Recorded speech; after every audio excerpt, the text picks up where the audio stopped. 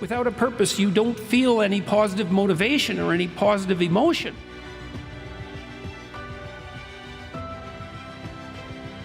The issue of how to raise IQ, man, that's a killer. No one knows how to do it. I can tell you how to stop your IQ from decreasing as you get older. That's not so bad because it does that. Fluid IQ decreases from the time you're 20 and pretty rapidly. It's physical health is the best preventative. So exercise, physical exercise, weirdly enough. Well, why? Well, your brain uses oxygen like mad, right? And it needs to be kept clean and well oxygenated. And physical exercise, both like weightlifting, so anaerobic, and aerobic exercise, both seem to be very, very effective at staving off cognitive declines across the lifespan. So that's a really useful thing to know because that's the only thing we know that does that. So then the next best predictor of lifetime success is conscientiousness. Well, so of the two aspects of conscientiousness, say orderliness and industriousness, the better predictor is industriousness. So the question is, well, what can you do about your industriousness? And the answer to that is, well, that's kind of rough too, because there's a strong genetic component.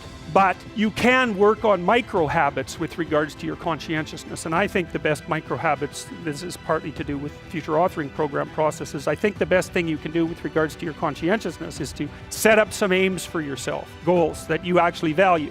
Don't worry about always being the most intelligent person. As far as anyone knows, there is nothing you can do about your IQ. However, as you get older, your IQ begins to drop. And there is something you can do to prevent that. To keep your mind healthy, you also need to keep your body healthy. Exercise and eat right to keep the oxygen flowing to your brain so that you can remain sharp well into your adult years. Run away from the things that you don't want and run towards the thing that you do want. Once you know what to move for, turn it into an implementable plan and start making your life better. You may find that you will start to become more successful when you know what you are working toward. When things are working out, then you are happy, but negative emotions are far more potent than the positive ones. This means you react more often and more impulsively to negative experiences in your life. These losses hurt more than gains are rewarded. Work on controlling your reactions to negative experiences and learning from these moments to better prevent them in the future. More importantly, when you experience loss or failure, you need to keep moving forward. Create goals for yourself, but look into your future and decide what the greatest goal is that all others fit into. Finding that overarching goal can be difficult, and in the end will depend on what makes you a better person with a greater purpose.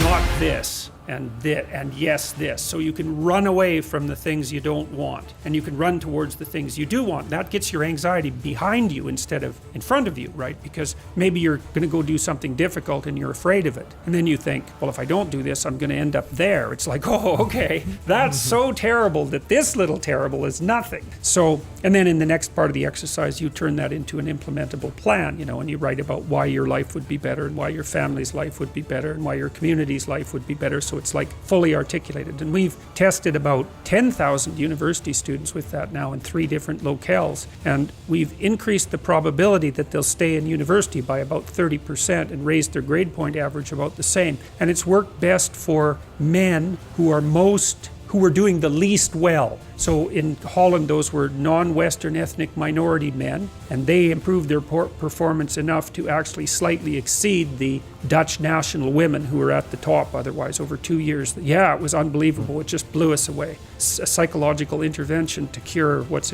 hypothetically a sociological problem. And so what that means is that people are more reactive. People hate a small loss more than they like an equivalent gain. And so we're tilted to some degree towards a bias for negative emotion. And that is also dependent on temperament, because somebody who's very, very low in neuroticism, that's basically anxiety and emotional pain susceptibility, something like that. So that would be the threshold for experiencing a certain level of anxiety or emotional pain, but also the length of time that would take to recover. It's something like that. And so, but for the standard human being, loss hurts more than gain rewards. And so, well, it helps you understand yourself and other human beings. Even if you're trying to motivate someone to do something, loss avoidance is often a powerful motivation as well as gain.